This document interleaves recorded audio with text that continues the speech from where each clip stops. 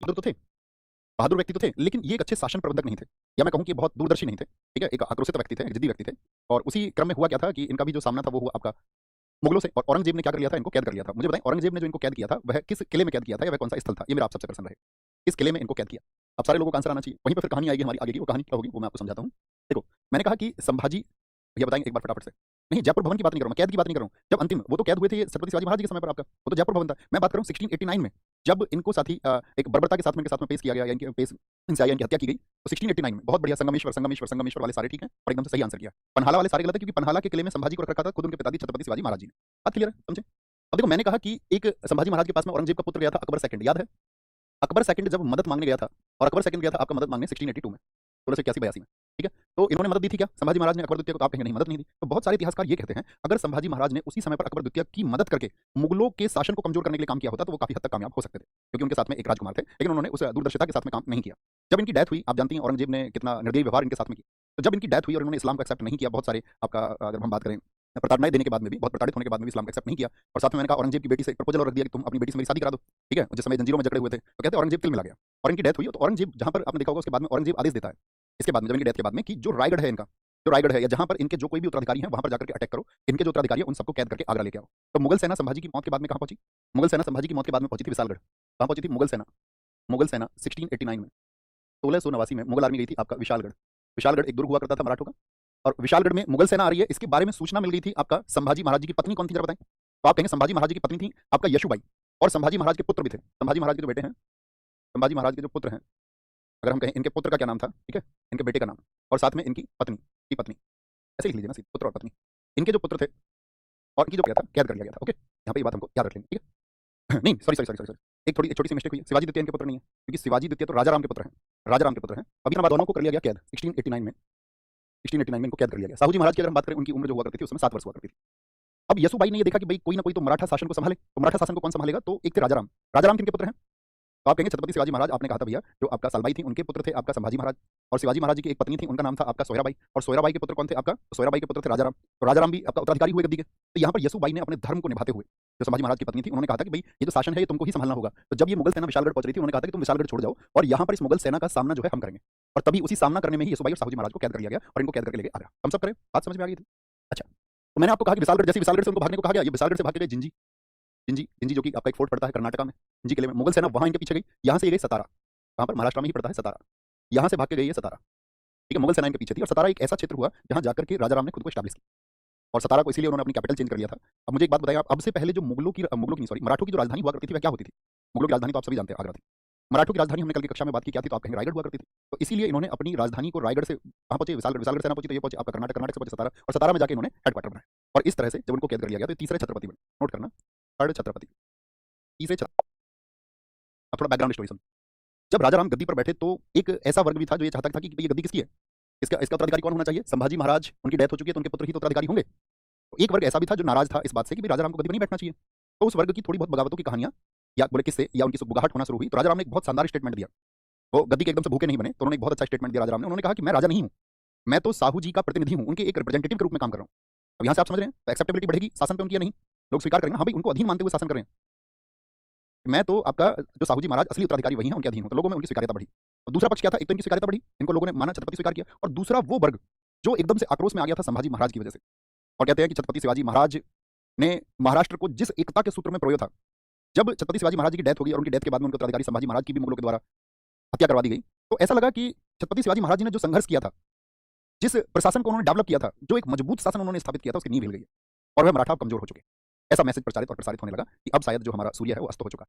लेकिन राजा राम इसी समय पर संगठित करते हैं लोगों को, और जो आक्रोशित भावनाएं संभाजी महाराज की हत्या के साथ में जुड़ी हुई थी उसको लेकर के लोगों के बीच में पहुंचते हैं। कहते हैं पूरे मराठा क्षेत्र में फिर से राष्ट्रहित की जो भावनाएं थी, राष्ट्र प्रेम की जो भावनाएं थी, वो उमड़ उठती। ये कहा जाता है कि मुगल हर जगह छापे मार रहे थे, अब मराठा कहीं पर नहीं थे और मराठा सब जगह थे। कहते हैं मराठा का दिन का किसान रात का सैनिक बन चुका था, यानी कि वो रात को छापे मारी, रात को वो आपका जो सेना होती थी मुगल उसको परेशान करते थे। कहते हैं कि अब मराठा का प्रत्येक व्यक्ति सैनिक बन चुका था, और उन्होंने अपने राजा के लिए, यानी राजा राम के लिए, अपना तन मन धन कि तुम लड़ो हम तुम्हारे साथ है, वो ताकत उनको दी। जब लीडरशिप किसी के हाथ में होती है और वह सच्चा व्यक्ति होगा, उसको तुम ताकत दे दोगे तो उसका उत्साह बहुत बढ़ जाएगा। और राजा राम का उत्साह भी बहुत ज्यादा बढ़ गया। कहते हैं मुगलों के खिलाफ मराठा का एक एक घर सुरक्षा स्थल बन गया, और मराठा का एक एक गांव मुगलों के खिलाफ में किला बन के खड़ा हो गया, किला बन के खड़ा हो गया। राजा राम ने बहुत मजबूती दी, और आपका क्या बोलेंगे, उनसे राजा राम ने मुकाबला किया। लेकिन राजा राम यहाँ पे एक बात लिखना, अगली बात लिखेंगे, 1700 में बीमारी के चलते हुए राजा राम की डेथ हो गई। राजा की बात करूं तो मैं आपसे कहूं कि छत्रपति शिवाजी महाराज जी ने एक आपका 8 मंत्रियों का एक विभाग बनाया था, उसको हम क्या कहते थे? तो आप क्या कहेंगे? उसको बोलते थे अष्टप्रधान। तो ये जो राजा राम थे, लिख लेना कहीं किनारे पे, इन्होंने अष्टप्रधान का विस्तार किया था। संभाजी ने तो उसको खत्म किया था, लेकिन उन्होंने क्या किया था? अष्टप्रधान का विस्तार किया था। और ही एक्सपेंडेड द अष्टप्रधान, बताया था ना यहाँ पर। पुत्र शिवाजी द्वितीय हैं। अब क्योंकि 4 वर्ष का बच्चा तो संभाल नहीं सकता, तो ताराबाई, अब ताराबाई क्या है, ताराबाई बहुत योग्य थी और महत्वाकांक्षी भी थी। उनको मराठा शासन को संभालने का ड्रीम था कि मराठा शासन मुझे संभालना है। और अगर मैं यूं कहूं कि औरंगजेब, देखो ये कब का है आपका वर्ष, देखिए 1700, क्या बोलेंगे 1700। तो 1700 में गद्दी पे कौन है, जरा बताएं मुझे, गद्दी पे कौन है, जरा बताएं फटाफट से। 1700 में आप कहेंगे उत्तर भारत में था औरंगजेब, क्योंकि 1658 से 1707 तक वही रहा। और इन्होंने औरंगजेब से जम के संघर्ष किया और मराठाओं को एक नई शक्ति दी। इतनी शक्ति दी कि इन्होंने आपका औरंगजेब की छावनियों तक पर आक्रमण किए। छावनी का मतलब उनके जो कैंट होते थे, सेना के स्थल होते थे, वो सभी किले जो पहले मराठों के थे, उन्होंने उनको वापस जीता। जैसे कि कुछ किलों में नाम आते हैं, बसंतगढ़ का किला है, बसंतगढ़। कोई किले का नाम आप बताइए जो आपने पिछली क्लासेस में सुना हो। बसंतगढ़ का किला, रायगढ़ का किला जो मुगलों के अधीन हो गया था, रायगढ़ किला, इसको इन्होंने वापस जीता। टिंगड़ फोर्ट, टिंगड़ किले को इन्होंने वापस जीता। सतारा फोर्ट जो इनके हाथ से बीच में निकल गया था, सतारा के किले को वापस जीता। और ऐसा नहीं, जो मुगलों के नगर थे, जैसे बुरहानपुर था, सूरत, इस पर छत्रपति शिवाजी महाराज जी ने भी आक्रमण किया था, लेकिन उन्होंने फिर कड़ी सुरक्षाएं की थी वहाँ पर। भरूच, इसको भड़ौच के नाम से जाना जाता था। ये सभी सिटी थे, ये सब फोर्ट थे। तो यानी कि क्या बोलेंगे आपका, कि ताराबाई के समय पर मराठा और उत्कर्ष की तरफ चले, मतलब कि और आपका मजबूत हुए। और औरंगजेब इस समय पर बिल्कुल हताश हो गया। औरंगजेब के खुद के शिविरों पर इन्होंने आक्रमण किया। औरंगजेब की डेथ कब हुई? औरंगजेब की डेथ हुई 1707 में। अब कमाल बात क्या है, मैंने आपको बताया था कि औरंगजेब के पुत्र भी आपस में उत्तराधिकार के युद्ध के लिए लड़े थे, हाँ या ना? आप कहेंगे हाँ भैया, उनके बीच में उत्तराधिकार की लड़ाई हुई। औरंगजेब के किसी एक पुत्र का नाम सोचिए भाई, औरंगजेब के बाद में गद्दी पे कौन आया था? तो आप कहेंगे भैया मुअज्जम बहादुर शाह, उसका एक पुत्र था आपका शाह आजम। तो उसके पुत्रों में भी तो उत्तराधिकार का युद्ध हुआ। हमने आपको बताया था उसका 1707 का उत्तराधिकार का युद्ध। भैया मुअज्जम, मुअज्जम एकदम ठीक लिखा है, बहुत बढ़िया। एक ने तो दारा सिकोही लिख दिया है, दारा सिकोह शाहजहां का बेटा है, आलम। ओके वेरी गुड, यहाँ पे आएंगे। तो शिवाजी द्वितीय आपका जब गद्दी पे होते हैं, और 1707 का जिक्र करिए, इन्होंने कब तक संभाला है? 1707 तक। तो औरंगजेब की मृत्यु के समय पे शासन किसके हाथ में है? ताराबाई के हाथों में। अब इंपॉर्टेंट बात क्या है, 1707 औरंगजेब की डेथ, तो कहीं किनारे पे लिखो तो घटनाएं आप समझेंगे। औरंगजेब को खूब परेशानी उन्होंने किया। औरंगजेब का सामना संभाजी महाराज से भी हुआ। औरंगजेब दक्षिण को आपका विजय करना ही चाहता था। उसकी इस सोच में सिर्फ और सिर्फ कौन आ रहे थे बीच में? मराठे आ रहे थे। तो औरंगजेब को उन्होंने बेहद परेशान किया था। जैसे ही औरंगजेब का बेटा गद्दी पे आया बहादुर शाह, उसने सोचा कि क्यों ना यार, ये मराठे खुद को बहुत पावरफुल समझ रहे हैं, इनको परेशानी में डाला जाए। और परेशानी में कैसे? तो 1690 में जो कैद किए गए थे साहूजी महाराज, उनको कैद में हुए लगभग 17.5 वर्ष हो चुके थे। और उन्होंने कहा कि साहूजी महाराज को अगर हम कैद से छोड़ेंगे तो साहूजी महाराज कहाँ जाएंगे? मराठा क्षेत्र में। और मराठाओं में उनको छत्रपति होने का उत्तराधिकार के रूप में, या हम कहें कि उत्तराधिकारी के रूप में उनको जो चीज मिलनी चाहिए उसकी हम मांग करेंगे, हाँ या ना? आप सोचिए। तो उन्होंने कहा इससे तो मराठे जो है वो गृह युद्ध में फंस करके रह जाएंगे, क्योंकि वहां पर कौन है अभी? तो वहां पर तो आप कहेंगे कि उनके पिता संभाजी महाराज और साथ में उनके जो चाचा थे राजा राम, तो राजा राम की वाइफ ताराबाई शासन कर रही है। तो उन्होंने कहा कि इनमें आपका चाची और भतीजे में एक संघर्ष होगा, एक गृह युद्ध होगा, और इससे गड़बड़ पैदा हो जाएगी, हम लोगों के लिए चीजें आसान हो जाएंगी, हम मराठाओं को कंट्रोल कर पाएंगे। तो जिस समय पर उन्होंने साहू जी को कैद किया, तो यूं ही जाने दिया मराठा, ठीक है तुम पहुंच जाओ आराम से। अब उन्होंने भी सोचा कि यार अगर मैं वापस जाऊंगा तो वापस शासन कैसे लूं? तो उन्होंने ताराबाई से यहाँ पर संघर्ष किया। और ताराबाई से जो इनका संघर्ष है, इस संघर्ष में उनकी हेल्प किसने की? ये बहुत इंपॉर्टेंट बात है, लिखना यहाँ पर। 1707 इसको बोलते हैं खेद वॉर, खेद युद्ध। याद रखेंगे ना, हम सब करें कि हाँ जी साहू जी कैद में हैं, हम जानते हैं भैया, यहाँ से रिहा हुए थे। Sahu G versus Tarabai, Tarabai. और ये जो साहू जी महाराज हैं आपका, ये इसमें क्या हो गए? विजयी हो गए। तो अब छत्रपति कौन बनेंगे? अब छत्रपति कौन बनेंगे? तो आप कहेंगे भैया तो छत्रपति बनेंगे साहू जी महाराज। अच्छा, इस समय पर किले में है ताराबाई, और ताराबाई का पुत्र कौन है जो अभी कितने वर्ष का हुआ है? कुल 11 वर्षों का हुआ है, जिनका नाम है शिवाजी द्वितीय। जो पिछले छत्रपति थे वो दोनों किले में है। और जो मैंने बताया था आपका राजा राम की दूसरी वाइफ है, तो राजा राम की दूसरी वाइफ कौन सी है? ताराबाई के अलावा राजसबाई। अब राजसबाई भी सोचती है कि मेरा लड़का भी गद्दी पे बैठना चाहिए। इसका लड़का राजसबाई का लड़का, जो राजसबाई है, राजसबाई के पुत्र का क्या नाम है?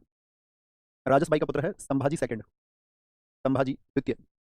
और जो ताराबाई का पुत्र है, ताराबाई का पुत्र है, उनका नाम है आपका शिवाजी द्वितीय। तो ये क्या चालाकी करती है यहाँ पर राजसबाई? उसको पता ताराबाई युद्ध में वहां पर उसकी सेना हार चुकी है।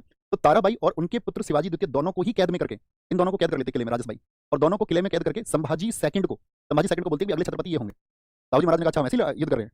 लेकिन वो क्यों कामयाब नहीं हुए? उनकी वो घोषणा बहुत सफल नहीं हो पाई। घोषणा इसलिए सफल नहीं हो पाई क्योंकि उनके पास में महाराष्ट्र का कुछ क्षेत्र ही नहीं था, और महाराष्ट्र का क्षेत्र तो किसके कंट्रोल में आ गया था? साहू जी। तो एक्सेप्टेबिलिटी बनी, इनकी स्वीकार्यता बनी साहू जी महाराज की, और आपका वास्तविक छत्रपति किसको स्वीकारा गया? साहू जी महाराज को। हम सब करें बात क्लियर है? छोटी सी बात क्लियर है कि हम संघर्ष पहले पेश होने को हम नोट करेंगे। मैंने एक बात बताई थी आपको, अगर आप याद करें, कि छत्रपति शिवाजी महाराज ने अंग्रेजों की हेल्प या फिर अपनी नेवी जो बनाई थी वो किसके खिलाफ संघर्ष के लिए बनाई थी? तो आप कहेंगे भैया वो सीदियों के खिलाफ, जंजीरा के जो सीदी थे उनके खिलाफ उन्होंने वो सेना बनाने का सोचा था। मैंने आपको ये भी स्टेटमेंट दिया था, लेकिन वो अपने उस अभियान में सफल नहीं हो पाए थे। तो वो जो जंजीरा के सीदी थे, वहीं पर उनके समय पे कुछ देशमुख हुआ करते थे, देशमुख जैसे आज प्रधान होते हैं। तो उन्हीं देशमुखों में से एक है आपका बालाजी विश्वनाथ। और बालाजी विश्वनाथ वहां पर सीदियों के अत्याचार से बहुत परेशान थे, और सीदियों के अत्याचार से वहां से वो भाग करके, मराठा एक सेनापति होते थे दानाजी जादव, तो वो मराठाओं की सेना में काम करने आए थे। दानाजी जादव से उनके संबंध अच्छे थे। तो जब साहू जी महाराज वापस आ रहे थे दिल्ली से महाराष्ट्र की तरफ, तो साहू जी महाराज की हेल्प की बालाजी विश्वनाथ और मराठा सरदार दानाजी जादव ने। तो किसकी वजह से साहू जी ने गद्दी पाई? किसकी हेल्प से साहू जी ने गद्दी पाई? बताइए फटाफट से। आप सबका एक ही नाम आना चाहिए। तो आप कहेंगे भैया जो साहू जी महाराज बने छत्रपति साहू जी, राइट से लिख लेते। साहू जी महाराज कौन से नंबर के छत्रपति हुए? ये हुए भैया आपका 5वें छत्रपति, 5th छत्रपति बालाजी विश्वनाथ की हेल्प से। और इनके अगर हम काल की बात करते हैं कब से कब तक रहे, तो 1707 से 49, इतना लंबा समय है। तो बहुत लंबा समय हो गया। क्या बहुत योग्य हैं? तो आप कहें नहीं। साहू जी महाराज ना तो बहुत अच्छे शासन प्रबंधक थे और ना ही बहुत अच्छे सेनापति थे, लेकिन उनके अंदर एक क्वालिटी थी, एक गुण था। वो गुण क्या था? देखो, आप समझना, जीवन का कॉन्सेप्ट समझना कि आपका जैसे फैमिली है, आप मतलब 2 भाई, 3 भाई, 4 भाई जो भी हैं, आप ये जानते हैं कि हम चारों भाइयों में ये भाई सबसे योग्य है, तो आपको उसको जिम्मेदारी देनी चाहिए आगे किसी भी एक चीज़ आगे बढ़ाने के लिए। आपको उसको सपोर्ट करना चाहिए, आपको उसके ऊपर विश्वास करना चाहिए, हाँ या ना? अब चक्कर क्या होता है, जब हम अपने अपने अधिकारों के लिए लग जाते हैं तो वो चीज़ें फिर कमजोर हो जाती हैं। यानी ना तो ऑब्जेक्टिव पूरा होता है और फल होता है पतन। लेकिन ये साहू जी महाराज, मैं ना तो अच्छे शासन प्रबंधक है और ना ही अच्छे सेनापति है, लेकिन फिर भी इतने लंबे समय तक छत्रपति कैसे? उनके अंदर एक ही क्षमता थी, विश्वास दिलाने और विश्वास पाने की क्षमता। यानी वो किसी को विश्वास दिला सकते थे और वो किसी से विश्वास पा सकते थे, और वो विश्वास उन्होंने पाया था बालाजी विश्वनाथ से। और इस बात को लेकर के वो बहुत अच्छे से परिचित थे कि जो योग्यता मुझ में नहीं है वो मेरे पेशवाओं में है, यानी कि मेरे प्रधानमंत्रियों में है। तो जिसमें योग्यता है उसको फिर हमको आगे पुश करना चाहिए कि भाई इस व्यक्ति के अंदर योग्यता है, इसको आगे पुश करते हैं। पर ऐसा नहीं, ये गद्दी तो सिर्फ मेरी रहेगी। तो ये साहू जी महाराज की एक क्वालिटी थी जिसकी वजह से वो एक लंबे समय तक, तो शायद जब ये बैठे तो इन्होंने, आपका मैंने बताया कि इनको जो कॉन्फिडेंस मिल गया बालाजी विश्वनाथ पे, और दूसरा जो मराठा सेनापति थे धानाजी जादव, इन दो लोगों पे इनका विश्वास सबसे ज्यादा था। अब धानाजी जादव क्या हुए थे आपका, वो उनकी डेथ हो जाती है, और धानाजी जादव की डेथ के बाद में उनके बेटे को बनाया गया आपका सेनापति। लेकिन उस सेनापति पर हमेशा शक रहा किनको, साहू जी महाराज को। तो उन्होंने कहा नहीं, अगर शक्तियां सेनापति के पास रहेंगे तो शायद किसी से कल मिल सकते हैं, विद्रोह कर सकते हैं। इनके ऊपर बहुत विश्वास था उनको, बालाजी विश्वनाथ के ऊपर। ठीक है, यहीं पे बालाजी विश्वनाथ ये चित्पावन ब्राह्मण थे। चित्पावन ब्राह्मण, क्वेश्चन पूछा इस बार बीपीएससी ने 2023 में। चित्पावन ब्राह्मण, चित्पावन ब्राह्मण, बहुत कहानियां हैं इनकी। एक कहानी तो आपने देखा होगा दलित अत्याचार की है, इस देश में बहुत प्रचलित है। जैसे कि जब मैं आपको ईस्ट इंडिया कंपनी के बारे में बताऊंगा, ईस्ट इंडिया कंपनी जब मुगलों से युद्ध करती है 1818 में, 1818 में, तो एक युद्ध हुआ था आपका भीमा कोरेगांव में, जिसमें 28,000 मराठाओं को 800 महार सैनिकों ने हरा दिया था। अब वहाँ पर जो भीमा कोरेगांव है वहाँ पर तो हर बार आपका हर साल विजय मनाया जाता है, हर साल वहाँ पर फेस्टिवल की तरह उसको मनाया जाता है। तो हमारे देश में बहुत सारा वर्ग ये सोचता है कि ईस्ट इंडिया कंपनी की विजय का उत्सव हमारे आजाद भारत में क्यों मनाया जा रहा है। तो दरअसल में वो क्यों मनाया जा रहा है, क्योंकि महार जाति जिसके ऊपर पिछले सदियों से अत्याचार किए गए, उस महार जाति को जब मौका मिला अपने अत्याचारों का बदला लेने का या प्रतिशोध लेने का, तो वो बहुत वीरता से लड़े। वहाँ पर भीमा कोरेगांव स्मारक भी इसलिए बनाया गया। एक कहानी तो ये है। एक कहानी जब मैं आपको आधुनिक भारत पढ़ाऊंगा तब क्यों किया, तो वहाँ पर जो उनकी दलीलों में चित्पावन ब्राह्मणों का नरसंहार हुआ, 5,000 चित्पावन ब्राह्मणों का जो नरसंहार हुआ, ये 2 जगह हमारी अगली कक्षाओं में वो जिक्र आएंगे। ठीक है, एक ही समय पर हम सारी चीजों की चर्चा इसलिए नहीं कर सकते क्योंकि इनका प्रभाव बहुत ज्यादा था भाई। तो साहू जी महाराज जी ने भी कहा कि ठीक है, पेशवा पद को वंशानुगत कर देते हैं। जबकि मुझे लगता है, आप ये बताइए, आप चीजों के वंशानुगत होने के पक्ष में हैं क्या? ये क्या ये जरूरी है कि कोई जो योग्य व्यक्ति है उसकी संतानें हमेशा योग्य ही होंगी? क्या जो आज के समय पर कोई अयोग्य व्यक्ति है उसकी संतानें योग्य नहीं हो सकती? हो सकती है ना। तो यहाँ पर महत्वपूर्ण बात क्या है, इनकी शक्ति का कारण रहा था, मैं आपको बता चुका हूं, आपको पता होगा सैयद बंधु। सैयद बंधु आप सबको याद है, इधर लिखते हैं। सैयद बंधु सारे लोगों को याद है, हुसैन अली और अब्दुल्ला। तो सैयद अली जो बंधु थे, उन्होंने किसको गद्दी से हटाया था इस समय पर 1719 में? फर्रुख सियर को। फर्रुख सियर को गद्दी से हटाया था या नहीं? और इन सैयद बंधुओं ने फर्रुख सियर को हटाने के लिए किसकी हेल्प ली थी? तो वो हेल्प लिया इन्होंने बालाजी विश्वनाथ की। बालाजी विश्वनाथ ने कहा कि ठीक है, एक सेना भेजते हैं, और उन्होंने एक मराठा सेना भेजी थी इनकी हेल्प के लिए, खंडेराव की लीडरशिप में। खंडेराव उस सेना का नेतृत्व कर रहे थे और फर्रुख सियर को गद्दी से हटा दिया गया। तो इस समय पर क्या हुआ, मराठाओं का एक जो प्रतिष्ठा है देश में वो बढ़ा, मराठाओं की प्रतिष्ठा बढ़ी। ओके, तो इसकी वजह से वहीं पर बालाजी विश्वनाथ का कद भी बढ़ा, और बालाजी विश्वनाथ की जैसे ही डेथ हुई तो उन्होंने अपने बेटे को गद्दी पर बैठाया। तो क्या बोलेंगे, आपका यहाँ पर लिखना दूसरे पेशवा। छत्रपति कौन है अभी पर? समझ रहे ना, छत्रपति सबसे बड़ा पद था, पेशवा दूसरे नंबर का पद था। दूसरे पेशवा बने बाजीराव प्रथम, और एक बार कमेंट में बाजीराव प्रथम का नाम आ जाए, रियल हीरो है इंडियन हिस्ट्री के। बाजीराव प्रथम 1720 से 40, 1720 से 40। ठीक है, नेपोलियन, मराठा नेपोलियन, जितनी लड़ाई लड़ी एक भी नहीं हारी, 40 युद्ध। मैंने कहा ना, मोहम्मद सारंगीला ने इनका चित्र बनवाया था। तो चित्रकार ने क्या कहा था, चित्र के अलावा कुछ घटनाओं को और पेश करना चाहूंगा। व्यक्ति जमीन पर सो रहा है अपने सैनिकों के साथ में, जो सैनिक खाते हैं वही खाता है, और बहुत भीषण योद्धा है। और मैंने जो चित्र बनाया कि घोड़े की लगाम सिर्फ घोड़े पे पड़ी हुई है और उसका घोड़ा धीरे धीरे चल रहा है, और उस पर ही उसने तलवार रखी हुई है जिसका बैलेंस एकदम से बना हुआ है, संतुलित तलवार रखी हुई है। ऐसा चित्रण किया उसने। तो इनकी कहानी सुनिए, बाजीराव प्रथम। मैंने कहा कि जितना भी मराठा क्षेत्र, अगर आपसे कभी कोई पूछे कि मराठा साम्राज्य किसके समय पर सबसे ज्यादा बड़े क्षेत्र में था, तो छत्रपति साहू जी महाराज। लेकिन साहू जी महाराज क्या है, योग्य नहीं है। तो किसकी वजह से? तो बाजीराव प्रथम की वजह से, दूसरा पेशवा बाजीराव प्रथम की वजह से। इन्होंने वो सब कुछ जीता जो जीता जा सकता था इस भारत में, गुजरात से लेकर के, मध्य प्रदेश से लेकर के, दिल्ली, उत्तर भारत से लेकर के, आपका चाहे आपका पुर्तगालियों को हराना हो, या फिर मैं आपसे बात करूं इन्होंने आपका निजामों को हराना हो, कुछ इन्होंने छोड़ा नहीं, सबको जीता। 40 लड़ाइयों में सबको हराया। ठीक है, तो यहीं पे बाजीराव प्रथम। इनकी 2 वाइफ हैं। कौन है इनकी पत्नी, बताओ? इनकी पत्नी वाइफ को कहते मिलेगा कि वो तो छत्रसाल की एक प्रेमिका की लड़की थी। अब राजा छत्रसाल थे बुंदेलखंड में, बुंदेलखंड समझते हैं, यूपी एमपी बॉर्डर, बुंदेलखंड। तो बुंदेलखंड के राजा छत्रसाल ने जब हेल्प मांगी थी बाजीराव से, और उन्होंने कहा था बाजीराव से कि मुझे तुम्हारी मदद की जरूरत है, जितनी जल्दी तुम मदद दे पाओ। जब उनके पास में अभियान हुए, मुगलों के अभियान वहां पर हुए, तो कहते हैं जिस समय पर चिट्ठी पहुंची थी उसी समय पर अपना घोड़ा दौड़ा दिया था बाजीराव प्रथम ने। किसी ने मदद मांगी है, उत्तर भारत से किसी राजा ने मदद मांगी है, खत लिख करके, उसकी सेना पीछे दौड़ पड़ी। कहते 3 दिन में वहां महाराष्ट्र से बुंदेलखंड पहुंच गए, और हेल्प की। उसी हेल्प की वजह से उन्हीं की पुत्री है छत्रसाल, याद रखना, उनकी जो है पत्नी की बेटी है वही पुत्री होंगी। तो इन्होंने तुरंत शादी की थी, और जो बुंदेलखंड का 1/3 हिस्सा था, राजा छत्रसाल के 2 पुत्र थे। राजा छत्रसाल ने अपना तीसरा बेटा माना बाजीराव को, बाजीराव प्रथम को, और इसीलिए 3 बेटे मान करके अपने 2 पहले, एक इनको मान लिया। तो टोटल जो इनका क्षेत्र था बुंदेलखंड का, उसका 1/3 हिस्सा बाजीराव को गिफ्ट किया था। बाजीराव लेके गए मस्तानी को। अब वहां पावन ब्राह्मण, उनके नियम बड़े कड़े थे। अब जब उन्होंने इस तरह की कहानियां सुनी, कि भाई मस्तानी तो जो है एक आपका, किसी ने कहा कि ये तो मुस्लिम है, नाचने वाली है, किसी ने कुछ कहा, किसी ने कुछ कहा। तो बाजीराव प्रथम और मस्तानी का एक बेटा था जिनका नाम इन्होंने रखा था कृष्ण। वही कृष्ण जिसका नाम बाद में शमशेर बहादुर हो गया। जब प्रताड़ित किया गया, उस तरह की सुविधाएं वहां पर नहीं दी, तो बेटे ने अपना बदल लिया। तुम एक बात बताओ, तुम किसी को संरक्षण नहीं दोगे और झूठा दम्भ भरते रहोगे तो तुम्हारा धर्म क्या कमजोर नहीं होगा? भाई हमको क्या करना चाहिए? अपना अगर आप कहते हैं कि आपका कोई धर्म है और उस धर्म में आप ही उसी धर्म के कुछ लोगों के साथ में अत्याचार करोगे, उनके अंदर ऐसी भावनाएं यानी कि हीन भावनाएं आप पैदा करोगे, तो क्या उनकी रुकने की हिम्मत होगी? या सोचिए, हिम्मत तो छोड़िए, क्या रुकने का मन भर मात्र भी होगा? हाँ या ना? आप कहेंगे रुकने का हिम्मत बिल्कुल नहीं होगा। दो इनकी शादियां हुई, क्या इन्होंने किया? देखो बाजीराव प्रथम, तो कुछ इनके अभियान है करना। दक्षिण के मुगल सुल्तान एक व्यक्ति था जिसने दक्षिण के मुगल सुल्तान मुजारिब खां को हरा करके हैदराबाद राज्य की स्थापना की थी। वह व्यक्ति कौन है? आंसर करें फटाफट से, तभी हम कक्षा को आगे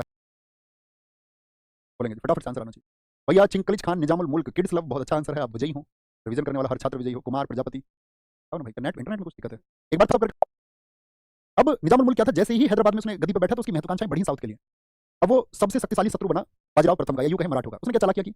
उसने एक पक्ष तो लिया कि साहू जी महाराज को भड़काने का प्रयास किया, एक पक्ष में उसने मराठा सेनापतियों को भड़काने का प्रयास किया कि तुम बाजीराव प्रथम के तहत उसी की लोकप्रियता बढ़ रही है और तुम्हारी कोई लोकप्रियता ही नहीं है।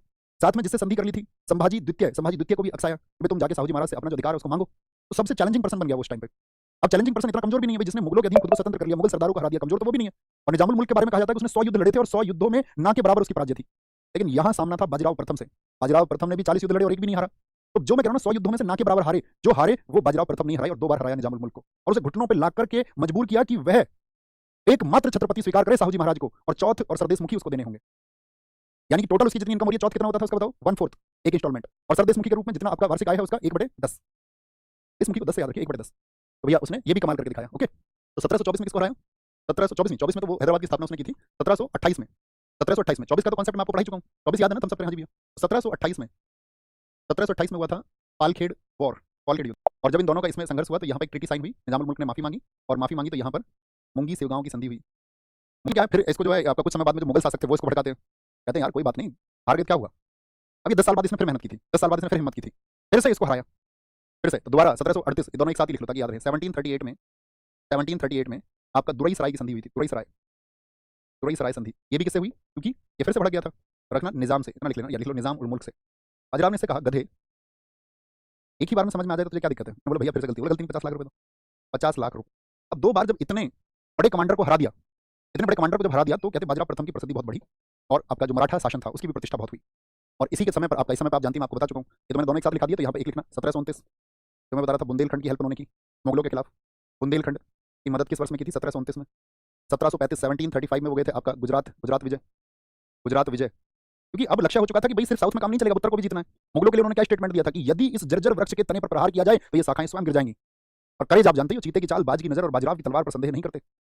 वो एक विजन था। तो क्या बोलेंगे? गुजरात विजय कर लिया, यानी कि आपका पश्चिम की तरफ। और फिर कहां पर आपका 1737 दिल्ली। कौन था दिल्ली में? मैंने आपको बताया था भैया, मोहम्मद शाह रंगीला था, दिल्ली जीती मोहम्मद शाह रंगीला के समय। एक और वर्ष लिखना 1739, पुर्तगालियों को हराया। ये सब वर्ष पूछे जाते हैं। पुर्तगालियों को हराया, और पुर्तगालियों ने क्या कहा था? पुर्तगालियों को हराया, और आपका यहाँ पर एक ट्रीटी साइन हुई थी, बसीन की ट्रीटी, बसीन की संधि। इन्होंने भी माफी मांगी, पुर्तगालियों ने भी। यहाँ पर जब दिल्ली जीती तो मुगलों से भी संधि हुई। मुगलों ने कहा कि भैया आप ही छत्रपति हैं। अब क्या होगा जब संपूर्ण भारत किसी व्यक्ति को छत्रपति स्वीकार कर रहा है, तो उस समय थोड़ा सोच के देखिए क्या ऑरा रहा होगा एक पर्सन का, क्या चर्चाएं रही होंगी। और मुगलों ने एक बात इनसे कही कि ठीक है हम तुमसे संधि करते हैं, लेकिन जब कभी हमें तुम्हारी जरूरत पड़ेगी तो तुम भी हमारा साथ दोगे। ये जो मुगलों से संधि हुई थी मराठों की, ये इनके लिए फिर बाद में चिंता का कारण भी बनी। ठीक है, क्योंकि कुंभेर में जब आपका जाट राजा सूरजमल विद्रोह कर रहे थे मुगलों के खिलाफ में, जिनको जाटों का प्लूटो भी हम कहते हैं, तो राजा सूरजमल के खिलाफ ही घेरा डाल दिया था मराठों ने। इसी वजह से क्या हुआ था, उन्होंने जो विश्वास जाटों का प्राप्त करना चाहिए था मराठाओं को, वो उन्होंने खो दिया। उसकी बात हम अभी आपको करेंगे आगे चल के किसके समय पर ये हुआ। तो 1737 में उन्होंने दिल्ली जीती, गुजरात विजय। ये बात क्लियर है, पहले इसके लिए हम सब करके बताएंगे। साहू जी महाराज कहाँ गए? साहू जी महाराज कहाँ गए? साहू जी महाराज बताया नहीं, 1707 से लेकर के और 1749 तक छत्रपति हैं। वो तो बैठे हुए आराम से गद्दी पर, लाइक राष्ट्रपति। बाजीराव प्रथम प्रधानमंत्री की तरह काम कर रहे हैं, भाषण भी देना है, लोगों से कुछ झूठ भी बोलने हैं, कहीं पर कूटनीति भी करनी है, कहीं पर लोगों को बुद्धू भी बनाना है, टेलीप्रॉम्प्टर पे कुछ देख के कुछ बोलना भी है। वो प्रधानमंत्री की तरह है। उस समय मैंने 1720 से 40 कहाँ गया, ये रहा, यानी 1740 में इनकी डेथ हो गई थी। ओके, कॉमन समझ तुम्हारे अंदर होनी चाहिए। ठीक है, एक तो साहू जी महाराज, यानी कि साहू जी महाराज कब तक है? तो 1749 तक। अभी उनको साहू जी महाराज को बताएंगे, 49 आएगा तब बताएंगे उनके बारे में। ओके, तीसरा पेश बाजीराव प्रथम ने बहुत मजबूत किया था, उसी क्रम को इन्होंने आगे बढ़ाया। 1752 1752 वह वर्ष है जब कहते हैं मराठा शासन अपने चरम पर पहुंच गया था, यानी अपने पीक पर, जाने पर, पैरामाउंट पर, शिखर पर पहुंच चुका था। तो 1752 किसका समय? पेशवाई है। लेकिन इसी के समय पर आपका मराठा शासन का पतन भी हुआ। पतन होने के कारण क्या थे कि अब ये सारी पॉलिटिक्स में आपका इंटरेस्ट लेने लगे, यहां भी देखना है, वहां भी देखना है, वहां भी देखना है। अब मान के चलो मुझे अपनी विधानसभा देखनी है तो मैं अपनी विधानसभा पर ही फोकस करूंगा ना, अगर मैं सही नहीं आता तो। सिर्फ थोड़ी सी चीजों को आप सॉर्ट आउट कर सकते, आप सारी चीजों को सॉर्ट आउट नहीं कर सकते। तो इन्होंने क्या किया फिर, मारवाड़ में जो उत्तराधिकार का युद्ध चल रहा था उसमें जाकर अपनी गर्दन घुसा दी। हाँ जी इसको बनना चाहिए, इसको बनना चाहिए, तो मारवाड़ का विश्वास खो दिया। जयसिंह की डेथ हो गई, सवाई जयसिंह, उनकी डेथ के बाद में जो आपका वहां पर जयपुर में जो उत्तराधिकार का युद्ध था उसमें जाकर के इन्होंने इंटरफेयर किया। जाटों के विरुद्ध यानी राजपूतों का तो अपना जो समर्थन इनको चाहिए था वह खो दिया। प्लस में दूसरी चीज क्या हुई, दूसरी चीज ये हुई कि जो अन्य जातियां थी, जैसे कि मैंने कहा राजपूतों का तो मारवाड़ और जयपुर में, जाटों का आपका भरतपुर के आसपास में, सूरजमल, उनका विश्वास इन्होंने खो दिया। उनके खिलाफ ही इन्होंने एक घेराबंदी की, डेरा डाला। उसके कारण बहुत सारे लोग अलग अलग बताते हैं, वो ये कहते हैं कि नहीं, काउंटर लगाते हैं उस बात पे, भाई उन्होंने तो ऐसा किया था, वहां पे एक मंदिर की छत को तोड़ दिया था इसलिए विरुद्ध हुए थे। बफ बफ बफ बफ देखो एक बार।